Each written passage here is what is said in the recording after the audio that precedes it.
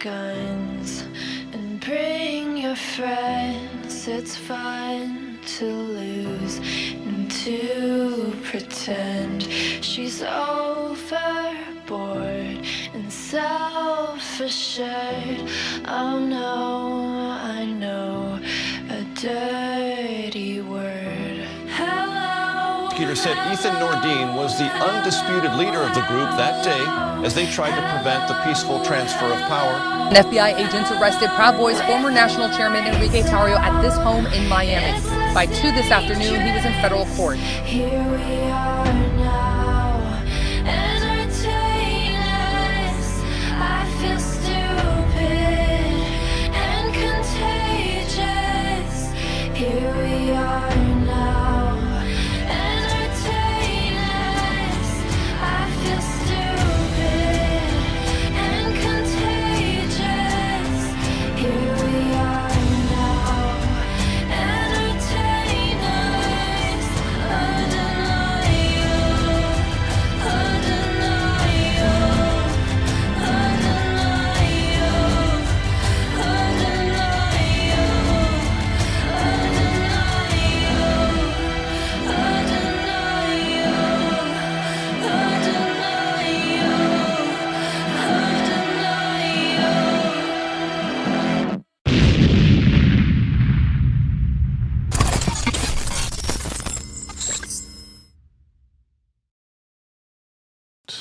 And we're live. Wow, that intro gets me going every single time. I can imagine. Welcome. Welcome, everybody, to the first episode of Real Man Talk Show with me, your host, Ethan Nordean. Today, I have a guest, Barry Ramey, my boy in Miami, has joined me to talk about some cool stuff. That intro is actually perfect for this topic because, you know, we brush on it here and there over the last a couple of years or so. The history of the Proud Boys, why we were effective the way we were, how we kind of came into this scene, and how things are different now than they were back then. And a lot of people are wondering where we are and, you know, why we aren't out there, because Antifa's still going at it, especially in places like Portland. I mean, pretty much all over. You're seeing it. I mean, I know you see it, Barry. Yeah. Kind of dealing with the rough and tough. Definitely have. You got the No Kings thing, but you don't have that 2020 vibe element. You don't have, I mean, at least in Florida, as you never really did, but you know, you're seeing it in New Jersey now, and you're seeing it in Portland still. But you know, like if there's the dichotomy of the left is, I think, shifted as well, because I don't know, when you were out there stomping around on their asses, did you have a jolly good ginger? Was he a thing back then? Jolly Good Ginger. I can't recall that. Yeah. You know what you see? I was just thinking about this today, you know, because Biggs posted a picture of us. I think it was yesterday. It was a pretty cool picture. And it was like celebrating, you know, June is the month of like American Pride instead of like, you know, Pride Month, Gay Month and stuff like that. And the amount of like triggering that happened when that they posted, everybody was like, you guys are a bunch of homophobes. Look, you get white trash. And I'm like, you know what's funny is like is we've gotten this reputation of being homophobes by beating up Antifa. So what does that tell you? Is Antifa all gay? Are they gay? Like, I don't think. I mean, we all obviously call them gay, and we've had interactions with them, and there are a lot of them that are definitely gay, but it's never really been a topic. Are they like totally? Are they like actually all gay? Well, I think they're allies for the community no matter what. So they see themselves as the grandstanding security force for the LGBTQ elemental plus community. Yeah, and I've always noticed the attacks that come from these people on the left, specifically Antifa, if they talk at all, is it's always like towards your masculinity. Like, oh, you think you're so tough? I'm like, yeah, I do think I'm tough. And you think, oh, you think you're so badass? Are you compensating? And I find that that's something that gay people always do to attack straight people, is like try to attack your masculine pride, like make you feel insignificant or like an insult. Like that's their favorite thing to do. And it's just, it's so overused. And I'm noticing a common denominator between the communities, the gay community and Antifa talk identical. So that I don't know, maybe that Marxist twang. You know, it's weird because you've seen this shift. I think there's another battleground that we don't give ourselves, we being the right, enough credit for. Back during the censorship days under the Biden administration and during Trump, you couldn't say a thing wrong about some fucking queer, or else you were a bigot. You were the worst thing in the world. Now, when you trigger the left, which is like every day, they throw homophobic fucking shit at you. They'll call you a gay, queer, a tranny fucker, all that shit. I just don't know where did that shift? How did they Where go does from it being stop and where does champions? it begin? You know, I where mean, does the thanks. protection for these people start? You know what I mean? Like they're so protective, but then they'll call me, you know, a closet homosexual. Like, ooh, it's like, oh, what if I am gay? You Yeah, well, know? they finally agree that being gay is an insult. We've been saying this for fucking years. Thanks for Yeah. catching up. And Glad we can joke about these things because it is fucking weird. you know what's a funny joke that I just heard today? It was like, do gay people call their gay friends straight to make fun of them? And is it as funny as us calling our straight friends gay? Like, I don't think That's so. a good, yeah, that's a I good wonder if they'd be like, "Oh, question. you're so straight." No, I'm not. Like, you know, Yeah, it's so, I've got a couple friends that are police officers, and they say whenever they have to respond to a homosexual domestic dispute, it's fucking war. They're yeah. terrible. Yeah. So let's get back onto back. I joined the Proud Boys in 2017, and it pretty much sparked almost immediately a higher involvement just because of everything going on, the climate, you know, with political climate back then. There's a lot of rioting, a lot of stuff going on college campuses, and you know, for those who don't know, I'm from Seattle area, so that's where I started up. And between Seattle, Portland, and Berkeley, we had our hands full. I mean, it seemed like almost twice a month we were doing these rallies, and a lot of people misinterpret, or I guess have been lied to about what our function was really laid out to be, why we were out there. Um, and most of the time we were asked to come.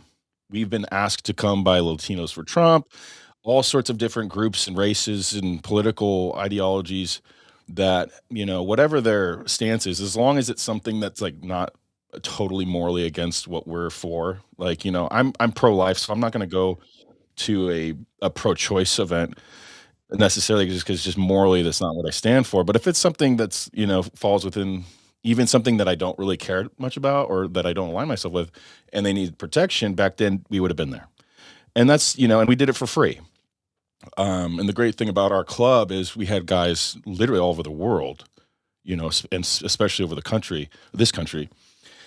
And so if we called on our guys, said, hey, you know, we got this event going on in California, even if it's a week's notice, you know, we had guys flying from all over the country, sometimes different parts of the world to be there. And we would basically provide free security. I mean, upwards of anywhere from 100 to a couple thousand people on the ground. And, you know, when you combine a very violent, unstable group like Antifa, and you throw that in the mix of a bunch of big, you know, corn-fed, blue-collar type dudes, that's where you get a lot of what you saw. A lot of those videos, a lot of videos I was in that, you know, I'm known for, and a lot of people, you know, saw circulated on the internet, is that's how we came to, and that's why we're so effective, is because we were answering the call that nobody else was at the time. And it's not to, you know, boast or put ourselves in a position of, you know, we're better than anybody. It's just, because it was so unknown at the time. I think a lot of more people would have been involved if they would have known. So it's not necessarily if you weren't involved, you weren't cool or anything, but it's just, it speaks to the spirit of a lot of men that are feeling some type of way about everything going on that just showed up. We didn't have a plan really necessarily. We didn't know what to expect. But we knew that there was a problem and nobody was doing anything about it. I mean, politicians were talking about it. The cops were told to stand down. And that kind of developed this, I really believe, that spark in MAGA that started is groups like ours. There's other groups as well and individuals, but really sparked that reignited that spirit of like, hey, we're not all gone. Trump getting elected was a big part of that. And then the reinvoking of that 1776 spirit really rose when you started to see people take action in the streets. Now, is that as applicable now? I would say definitely depends on the situation, but for the most part, no. For the Right. most part, no. Mostly because everybody knows who we are now. And if we like drop a can of, Coke can on the ground, we're serving a year in prison. You Yeah. know, Yeah. they are Ask us how very, we know. yeah, I'm speaking from experience here. Yeah. They don't very much like when we show up, especially in certain areas. So you gotta weigh out, being involved with being effective. And, sometimes you get people going out there making a bunch of noise, creating a bunch of problems. And yes, maybe their heart's in the right place, but it really is just putting themselves at high risk and anybody else following them if it's not planned out right. I mean, you can speak to that. I mean, there's tons of examples. And since you've been out in the last year at some of these events, have you seen some people more on the right kind of with that amateurish vibe trying to get out there and be loud and watch how it completely fails? Very little. I mean, even on the left, I don't see it like it used to be. But no, very little. I mean, if you're talking about some of these people that are traveling around and making an ass of themselves and a lot of other people while they do it, I think that's different. But like, Yeah, there are individuals going, out there that are doing things that I don't agree with, and I know that the MAGA community doesn't agree with it, and but what I like the most is nobody's really taking the bait so far, and I'm really glad to see that. Just real quick, I want to zone home out on what you just said and zone in on that for a second because I was having this conversation with some of the guys at my church not too long ago. Some of them felt some kind of way about the Proud Boys, yet they were conservative, and I don't blame them for that, considering the bastardization we've received from the media. But what I try to put in perspective for them is the Proud Boys were not born out of the violence of the left or the manipulation of the media on the left. We were born because of the weakness of the right. yeah, Because nobody was standing up to transgender studies for kindergartners across the country. None of the churches and the men of the churches were doing anything about the rioting and the looting. There was a group of sinners that were less than fucking perfect that did do something about it. yeah. So that's just a reminder. The left didn't create us; the right did. Absolutely. And I would say this that anybody who comes out looking spotless and it has no problems with them and they say all the right things, and I would be weariest with them because nobody's perfect, and anybody who has the grit and the courage to really get out there and do the right thing usually has life experience that isn't as clean as people would like. The kind of person has the courage and the grit and the wherewithal to go out into this climate and to be an effective leader is somebody who just has a lot of life experience, and you only get that by kind of being in the trenches. Yeah. And it's a really good way to kind of put how Proud Boys are. We're blue collar Americans. We're hard Yep. workers. We cuss, we drink, we hang out, we make fun of each other, we call each other names. We don't care what you think of us. At the end of the day, we're not here to be remembered as being nice. You know what I mean? We're protectors. And at this day and age, you can't afford to like spend your whole life trying to be liked. Because there's a lot of people out there that I don't care if they like me. In fact, most of these people I would consider my enemies. And because at the end of the day, for me, my standard is if it's affecting the children in any way, our children, in this country or anywhere, in a negative way, leading them astray, leading them down a bad path, then I'm avidly against it, unapologetically. There's no give. I'm not giving an inch here. Well, it doesn't affect me, so why should I? No, you know what I mean? It's not always about if it affects me. Does it affect our kids? Is what they're being taught in school gonna mess their heads up? You know what I mean? And that's where, you saw a lot of our pushback. We weren't willing to give up on those things. And I find a lot of people don't agree with our stance because what it did is it created an uncomfortable environment. But if we're being honest, uncomfortable is where we need to be comfortable. We need to get comfortable being uncomfortable. We need to not just be aligned with a politician just because he says the right things and not be able to question him. Like Trump is a great example. Like I hope that he continues to do good for us. And this war is a problem. The gas price is a problem. There's a lot of problems that are really affecting our country right now. And I'm critical of those things. And I'm going to be critical of anything that any leader does because they're our leader. We're supposed to be critical. But anybody it's like joins this cult of just you cannot be critical of anybody or anything.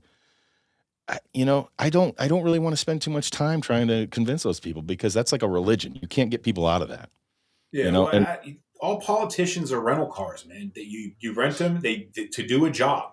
That's yeah, it. They're a tool that you rent, and when they're done performing that job, you get another one, and that's all they are. They're a temporary thing. They're not this permanent fix to anything. And I do agree with you. We've gotten to a state where we put our leaders on these pedestals that don't belong. And I'm not even really talking about Trump, but it applies to him too. yeah. And this weaponization fund that has been brought up, brought up, and then dropped again. And as far as I can tell, these Republican leaders are the reason why it's getting dropped. When are they not?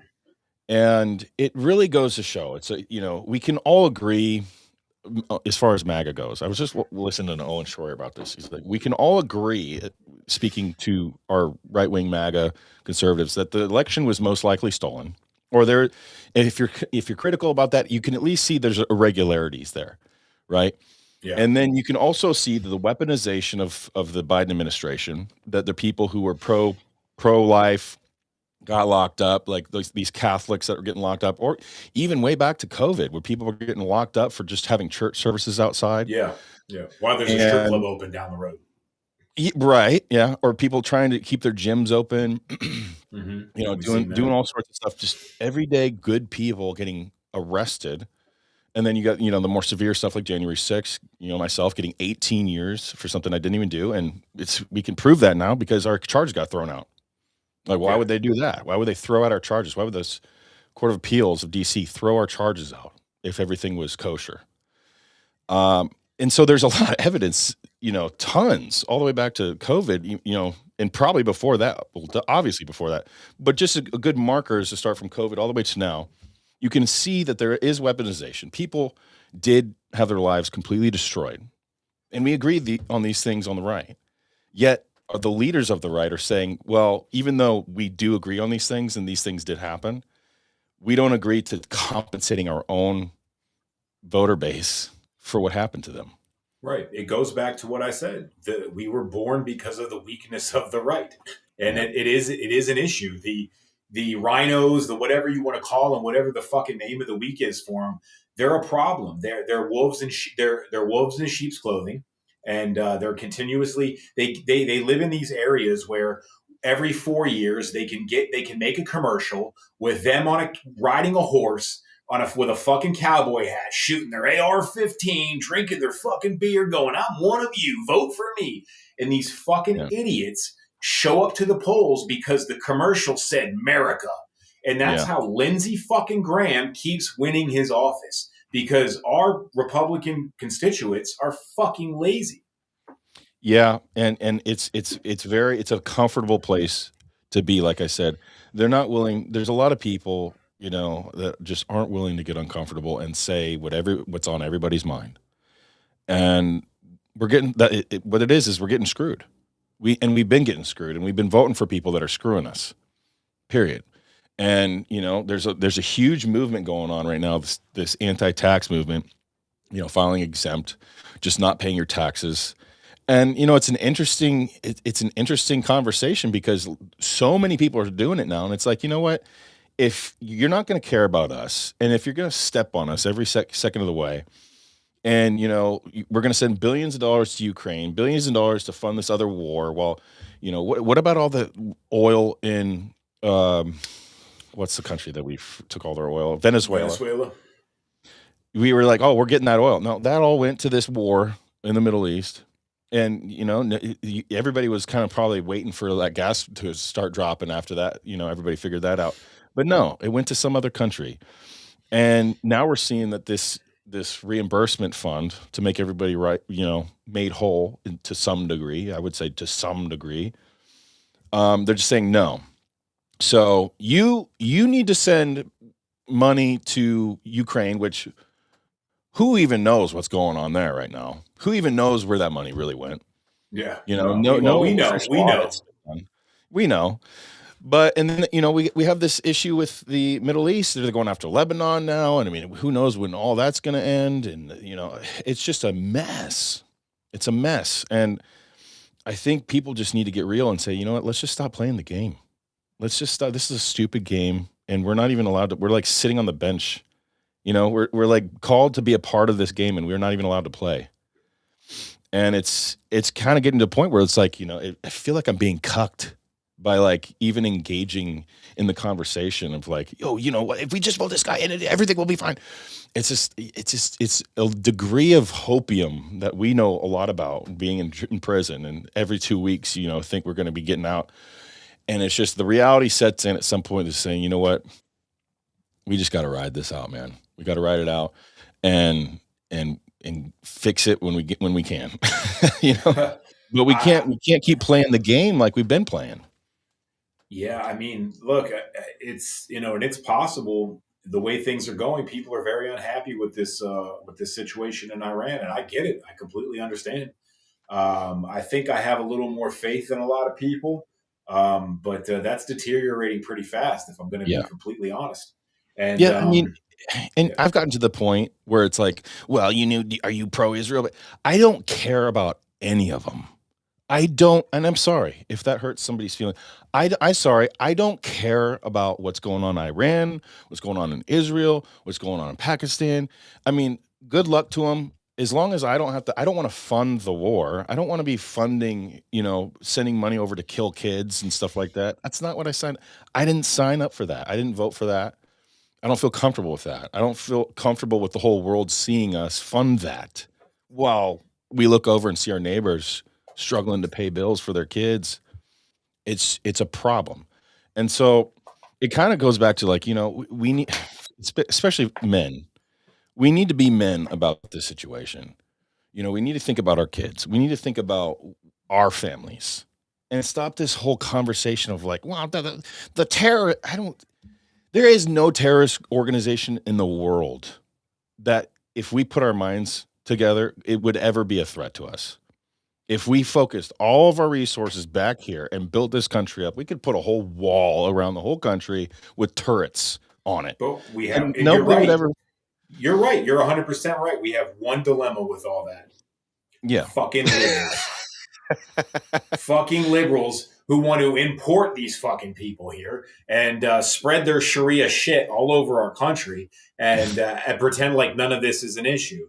The same ones that are allowing the UK to be swallowed whole as we speak, as we are, the guys like you, me, Enrique are getting the label already of the next Tommy Robinson that they're going to crush. And they're setting up the same platform that we're watching played out in Germany. And it's almost, God forbid, it's almost swallowed UK. This is liberalism. Progressive liberalism is destroying this planet. Yeah. And,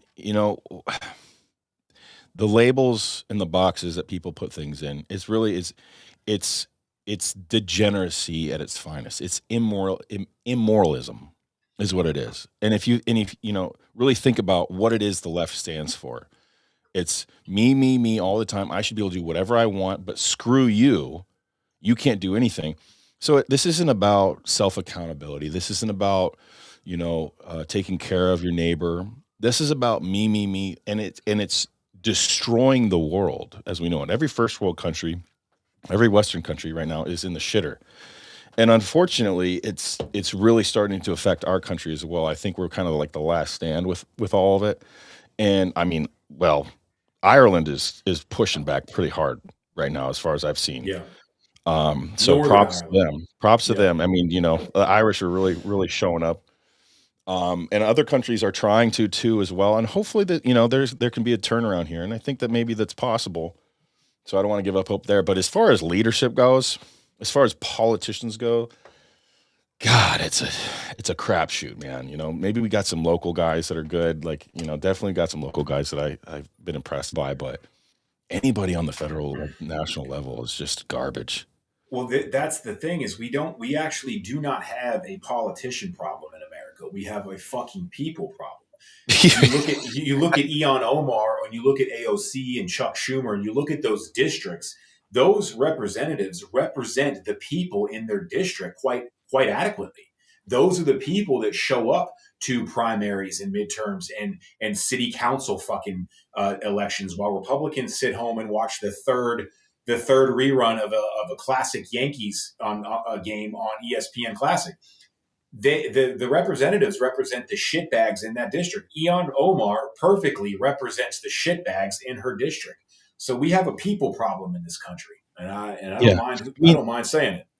anybody who looks like Lindsey Graham and goes to Disney World by himself with like some like little wand, like light up wand thing or whatever he was Check his waving. fucking hard drive. I mean, that guy has got to have a weird Google history. You know what I mean? Yeah.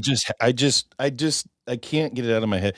Like, how is it that his voter base can see that and be like, that's totally normal? I thought you couldn't even go to certain places like that if you're a grown man by yourself. Like, I don't think you can go to like Legoland or something by Because yourself. once every 4 years, he makes a fucking commercial, being a cowboy, being an American, waving the flag, and puts it on the fucking local TV stations in South Carolina. And the people, the Republicans, are that stupid. They see that commercial. He's an American. I know his name. That's all it's going to take for me. If I even show up to the fucking polls to vote for him, that's who I'm going to vote for because the commercial was cool. It ends Yeah. there. Yeah, I would love to see a commercial with Lindsey Graham, like getting on a ride with a bunch of kids in Disney World and be like, I love the kids, vote for me. You just, you know what I mean? Like, that's the vibes I get from this guy is just like, he He's a thinks, weird one. but because he's just doing his normal thing. That's weird. That's It's weird. strange. Okay. And this guy is like a huge part of, why we're in the war right now in the Middle East. So it's like, yeah, let's Yeah, bomb he's a fucking everybody. It's hawk. like, He's a hawk. Yeah. he's got no kids, No no kids. stakes in the game. It's just, one will drive you will get driven crazy thinking about how retarded a lot of this stuff is. Yeah. It goes back. It's a people problem. It's the people in that Southern Carolina district that vote for Lindsey Graham because they're fucking idiots. They don't do the research. They don't care. The commercial was cool. That's it. Hook, line, and sinker. Right. Yeah. So going back, see, the Proud Boys, we had exploded. We had the punch video. Everybody knows the punch video. That was a huge explosion in recruitment in 2018. And then we had the stand back, stand by, right? A huge explosion of recruitment then. Then we all got arrested. A lot of people left. But I kind of look at it as cutting the fat. A lot of the OGs stuck around. And that's, what it really comes down to at the end of the day, this club is a sense of belonging. It's a brotherhood. It's our church. You get guys from all walks of life, and I've personally seen really awesome testimonies come from this club. And it by far is the furthest thing from perfect. Let me tell you, it's a lot of babysitting, a lot of idiots, just like any organization or club, you got, a lot of maintenance and a lot of problems here and there. But overall, you get a glimpse of a concentrated belonging of men who are like-minded. And I think that if everybody was being honest, that's something that, I'd love to see this country kind of develop within itself, that sense of belonging and pride and in, who we are as Americans and the shit we're not going to put up with. And, but enjoying the process of taking that stance, because there's a pride to standing up for this stuff. and there is a joy of being attacked and being on the front line of a lot of these things. So you don't have to be serious all the time. You don't have to be upset that the world is on fire. Really, the best way to handle it is go at it with a smile on your face and a middle finger to the enemy. Like, screw you. I'm not budging. And we know a lot about that mentality. We've been through it. We've suffered through it, but we did it with a smile on our face. Barry, we got a lot of cool stories when we were locked up together, me and Barry. And it Hell sucked. yeah, we do. It sucked, but man, we had some laughs. We had some good times. We made some solid memories in the worst possible place in America that you could be. Yeah. Which is surprising because I didn't even know that really existed until we were there, that you could be Mhm. treated like that as an American. Yeah. But our enemy is really quick to put us there. And it begs the question, if it's so easy for the government to put a large group of Americans in prison, but it's so difficult for them to write a check saying, "Hey, this is our bad." It speaks to our point even more. Like these people don't care about us. They don't care about Yeah, us. you brought up a very interesting point that I think we could get the data from. How many of these fucking Republicans that are chimping out about us making this weaponization fund? How many of them have been screaming for how long that the election was stolen, that there was weaponization against the American people from the previous administration? How many of them have been saying that in their campaign slogans and when they're on the campaign trail to only now basically say, yeah, like you said, it was weaponized, but we don't think that we should do anything about it. And Right. yeah, I just it's a they're fucking pussies. And let's like, what it begs the question, where does the government stand officially on what happened in January 6th? Well, it's they're that's gonna be spread out in different and from different views from side to side. We know that, but what I do find interesting about this fund and them trying to cancel it or canceling it as it may be right now is that Trump's not going to take this laying down. He dropped a $10 billion suit to take less than $2 billion, right? So he, in his mind, that was a gesture, that was an olive branch just to make some things right. So what's going to happen now? All of us have pending lawsuits and tort claims against the government. So Yep. what's going to happen now is if they tell Trump you can't do this, he's going to be like, okay, well, I'm going to tell the DOJ don't fight these cases.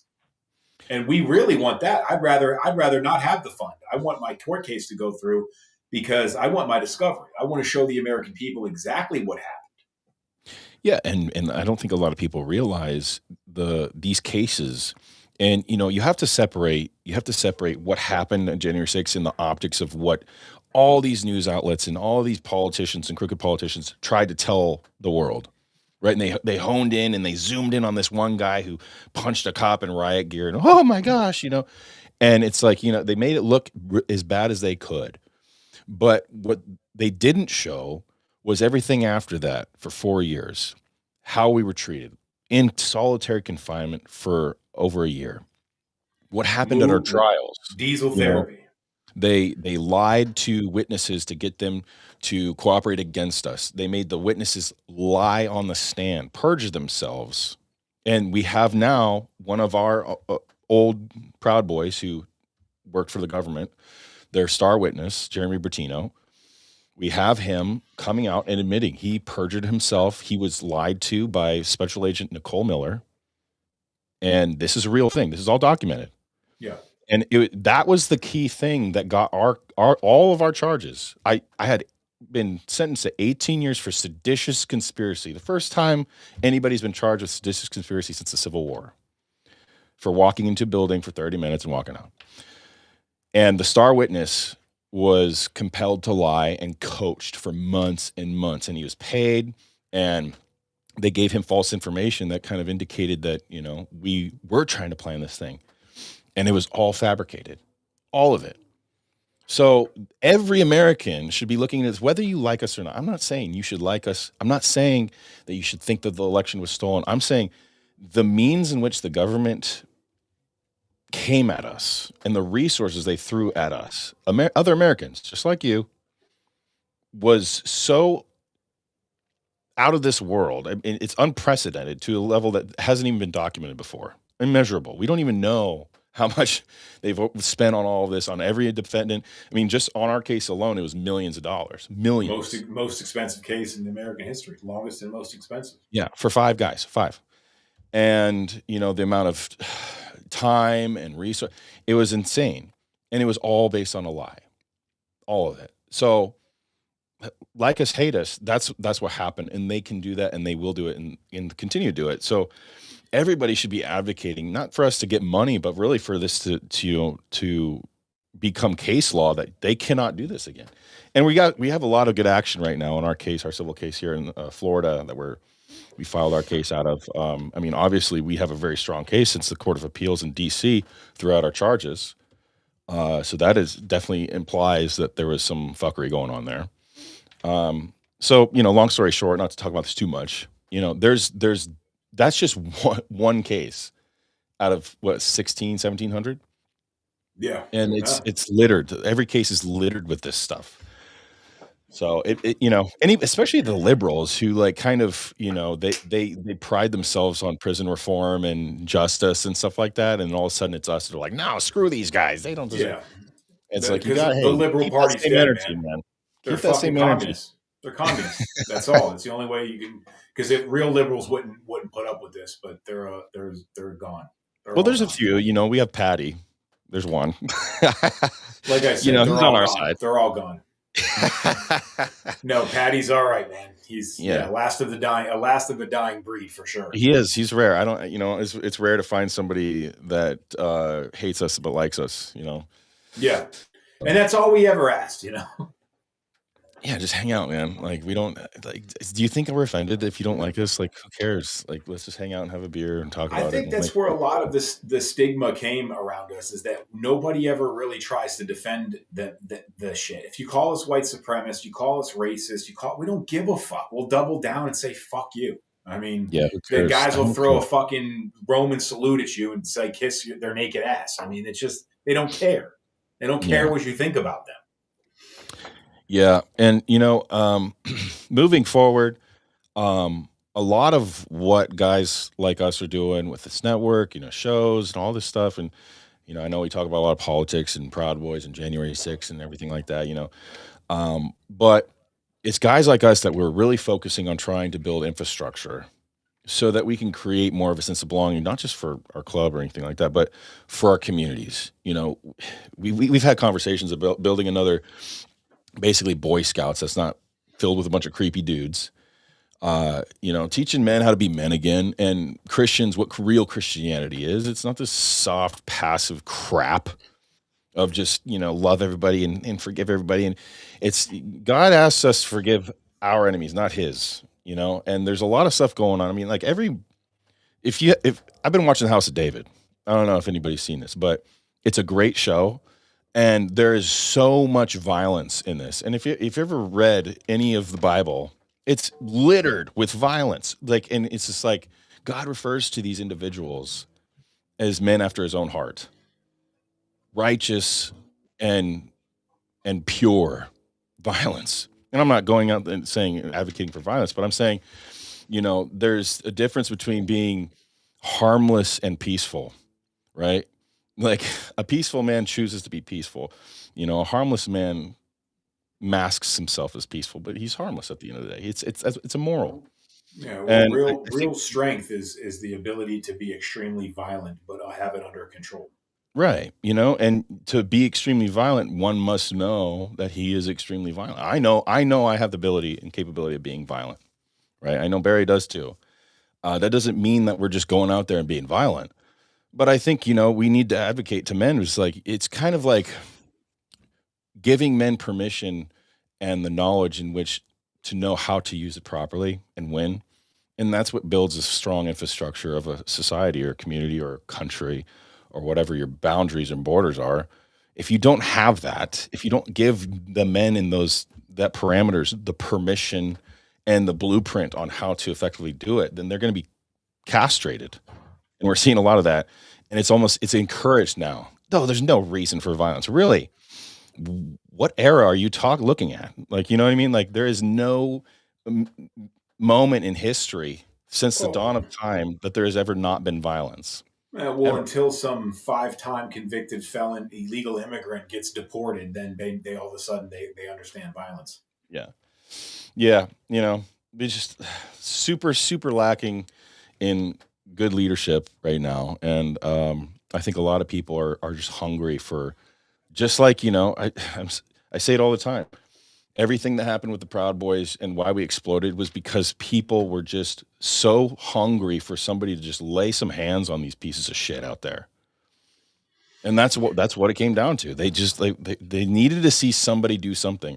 And it'd be nice, we're not in a place to do that now because of everything that's happened. But it'd be nice to see a leader step up and say, you know what, screw this. We're not drawing this line here. We're going to draw it way back here. We're going to get rid of all this, and that's what it is. And people might say that's a dictator move, but Well, so be it. you don't think there's anybody out there taking the bull by the horns and being leaders, and taking that role? I see a lot of videos on TikTok and stuff of people. Like who? I don't know. I mean, anybody out there maybe going to different rallies that Are you or trying to? events? Are you being sarcastic? No, I just didn't know maybe you had somebody in mind that was like going out there and going to different events and causing problems. I mean, being a leader. I wouldn't say that's I wouldn't say that's good leadership. Just Well, again, I guess what I'm trying to say is there's people that are out there that are currently right now, and I think they're trying to take some kind of Proud Boyish stance, and they're being more provocateurs than they oh are. yeah, They're not proving a political point. They're not helping a political process. They're fucking it up, and I don't think they're trying to represent a lot of us or all of us, and it's not indicative to how we see things, and it's not a good look. yeah. And here's the thing: it's not that I'm saying don't go out and be active. It's just what it is sloppy. Don't be sloppy. Don't go out there just to get some views and likes because people some people will follow you, and those people, you're gonna get those people put in prison, easy. I mean, like we just said in past 30 minutes, they have done it for nothing, So don't give them a reason. If you're gonna go out there, be effective. If you're gonna be a protector, be a protector. Don't be an antagonist and a protector. You know what I mean? Because then you're You just can't be asking. both. And we're just in a place now where we don't have the right leadership. We don't have anybody. All these different organizations raising tons of money, and everybody is just discombobulated and divided. Everybody wants to be the one who saves the world tomorrow, And the one thing the left has on us that we don't have is that community.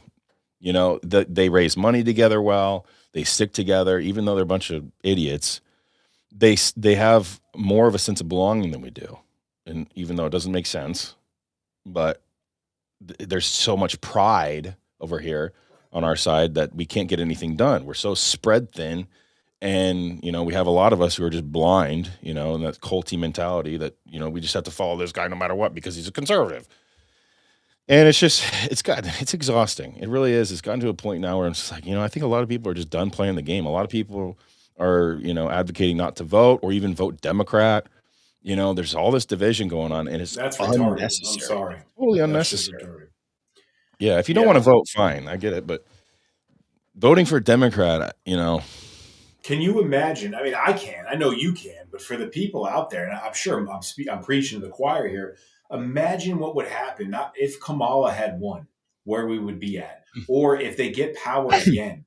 They're Well, not going to just let it go. It's going to be brutal. I get the sentiment. I think a lot of guys that say, kind of go down that road, they're kind of thinking like, well, if we push things further, get things to a more extreme place and worse, the faster the revolution will happen.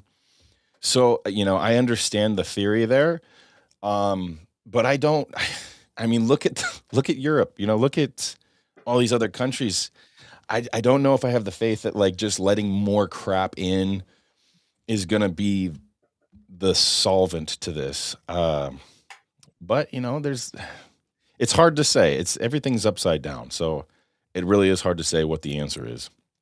I just don't think I can get myself to vote for a Democrat. I just don't think I could do it. No, there's no fucking way. You've It's seen this guy. you know what I This mean? guy out of Because Texas, Tallarico, who was saying that in his church you can't you can't use a crown because it would symbolize that God was a man. He's not. He's non-binary. This is somebody running for Congress. Yeah. I mean, the Democrat Party is what it is. It's a Marxist fucking paella of communist bullshit, and really they, for the longest time, they have tried to sell us this whole just tolerate, just be a little bit tolerant. You know, it started with the gay marriage, and that's all we want. Now it's fucking, now you've got, it went from that all the way to transitioning kids to fucking Pride Month to, I mean, it just doesn't stop. It's never just an inch. It's never just an inch.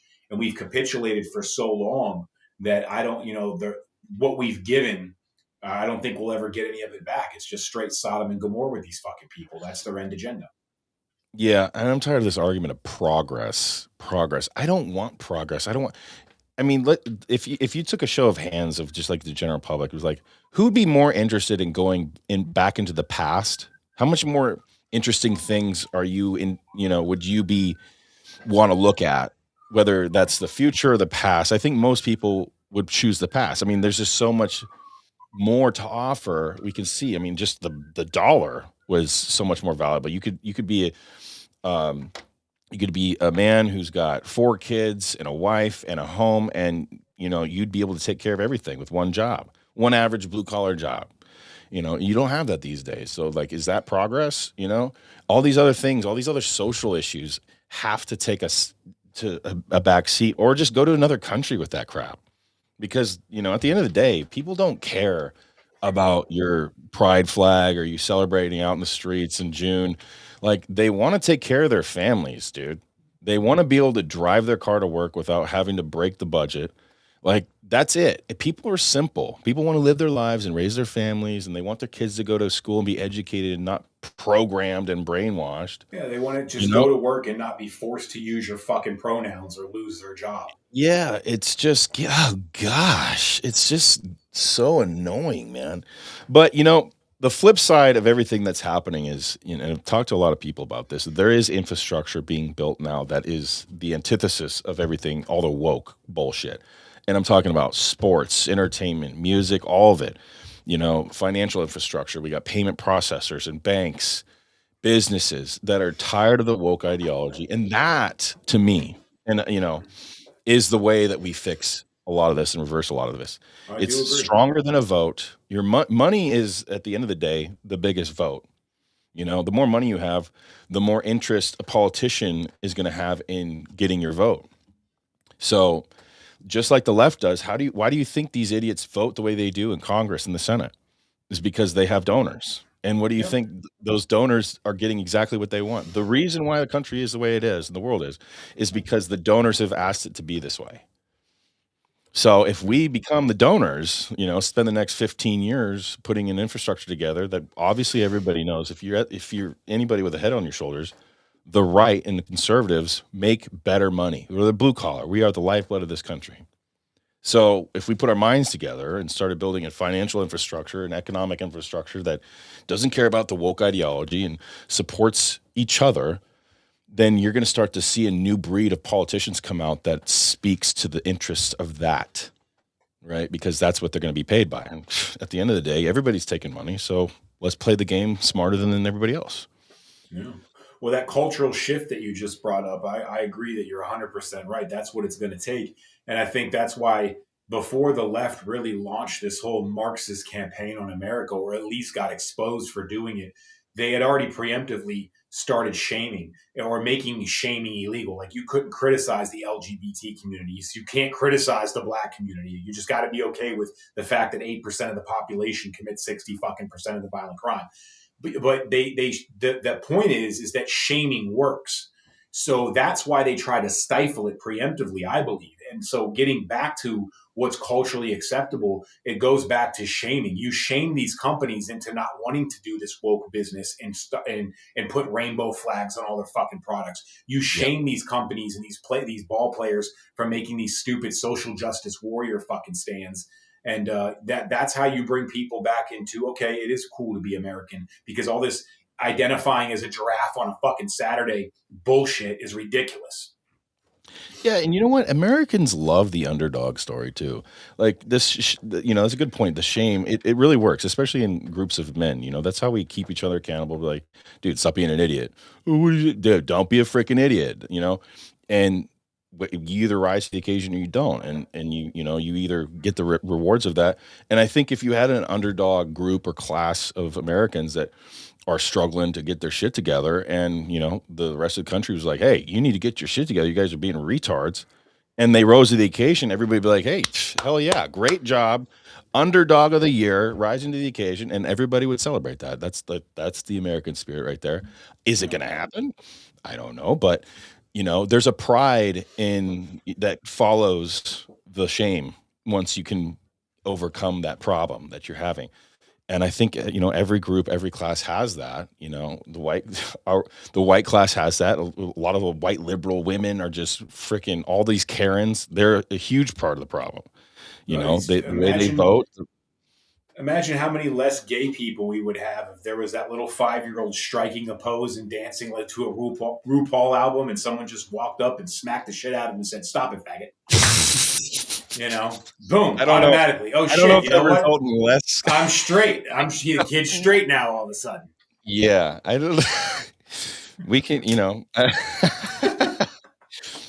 I don't know if that probably just spark more rebellion from them. I think like, no, we're gonna be more gay now. No, you smack the shit out of them. Stop being a little faggot. And, I bet 88% of them will stop.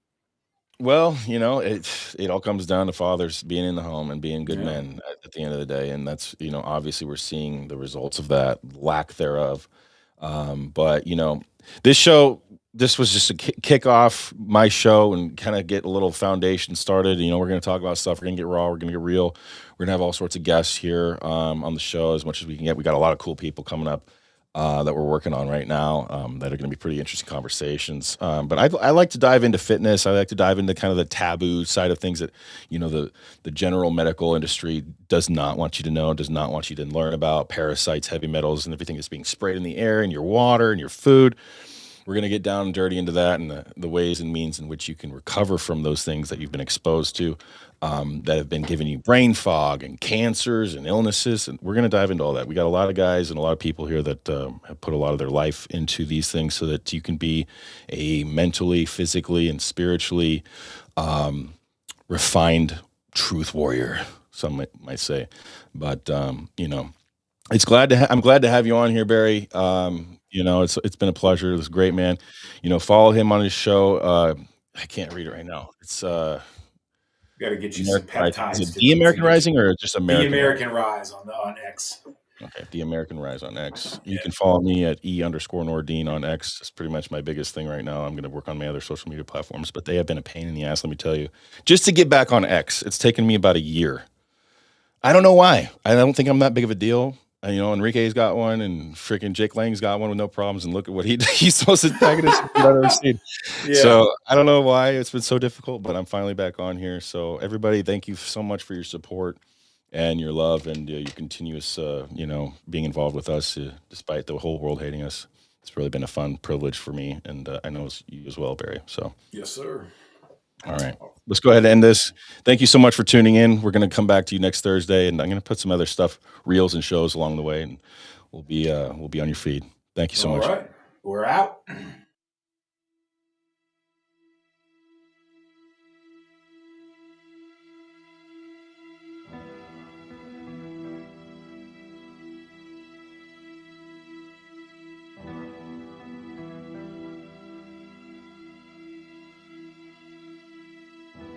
Load up on guns and bring your friends. It's fun to lose and to pretend she's overboard and self-assured. Oh no, I know a dirty word. Hello, Prosecutors said Ethan Nordean was the undisputed leader of the group that day as they tried to prevent the peaceful transfer of power. And FBI agents arrested Proud Boys former national chairman Enrique Tarrio at this home in Miami. By 2 this afternoon, he was in federal court. Here we are now, entertain us. I feel